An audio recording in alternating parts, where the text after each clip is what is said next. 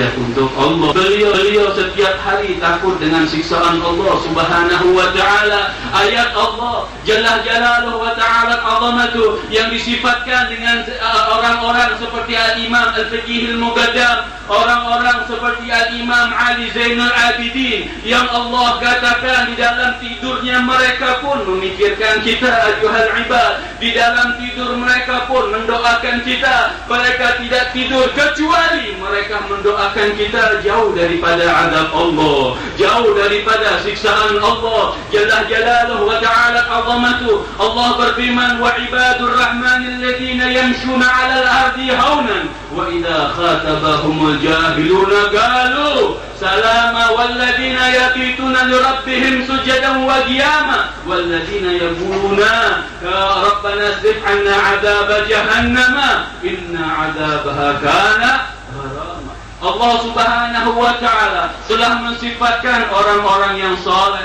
telah mensifatkan orang-orang yang suci, yang Allah katakan mereka hamba-hamba Rahman, yang mereka apabila ditanya oleh orang-orang jahil, ditanya oleh orang-orang yang tidak mengenal ilmu, mereka menjawab dengan senyuman, mereka dengan menjawab dengan akhlak Sayyidina Muhammad, mereka menjawab dengan adab Rasulullah sallallahu alaihi wasallam wa barik alaihi wa ala alihi. Dan mereka orang-orang tersebut ayuhal ibad rahimakumullah tidak pernah tidur kecuali beribadah kepada Allah Subhanahu wa ta'ala.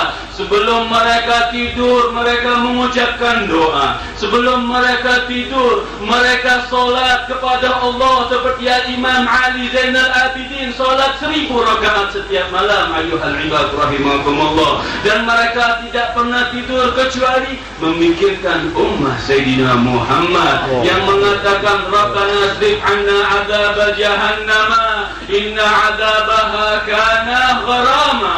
Yang mereka mengatakan, wahai Allah, jauhkan kami dari azab-Mu, jauhkan daripada umat Sayyidina Muhammad azab api neraka dan siksaan Allah Jalla Jalaluhu wa ta'ala azamatu. Ayuhal ibad rahimakumullah, duduk kita bersimpul di tempat ini datang dengan niat yang baik, datang dengan niat yang bagus. Semoga doa-doa mereka sampai kepada kita sehingga kita mendapatkan jalan yang lurus di sisi Allah Subhanahu wa ta'ala. Takwa kita tingkatkan kepada Allah, takut kita tingkatkan kepada Allah Subhanahu wa ta'ala. Al-Habib Abdullah bin Alawi Al-Haddad, beliau mengatakan takwa ilahul alamin fa innaha izzun wa hirzun fid dunya wa marji'i fiha ghina darain fastamsik biha walzam kana ma tashtahihi wa tad'i. Al-Habib Abdullah bin Alawi Al-Haddad, beliau mengatakan apabila seseorang itu ingin mendapatkan kedua kemuliaan, yaitu mulia di dunia dan mulia di akhirat, maka tanamkan ayuhal ibad rahimakumullah taqwa ilahul alamin, takwa kepada Allah Subhanahu wa ta'ala, takut kepada Allah Subhanahu wa ta'ala. Jangan sekali-kali kita bermaksiat kepada Allah. Apabila kita telah bermaksiat kepada Allah Subhanahu wa ta'ala, ayuhal ibad rahimakumullah, wahai hamba yang dimuliakan Allah, kembali ke jalan Allah.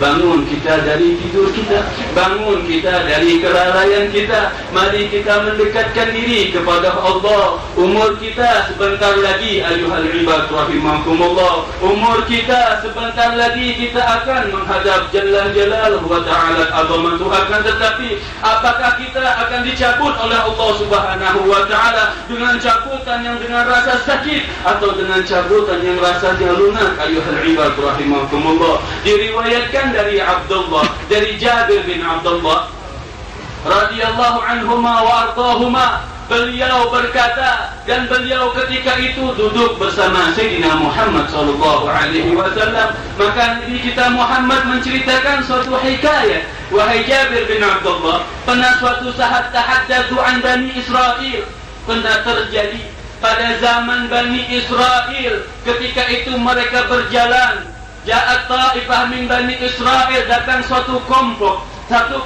dari Bani Israel. Kelompok ini berjalan kata Rasulullah, hatta atau makbaratan, sehingga mereka tepat datang ke sebuah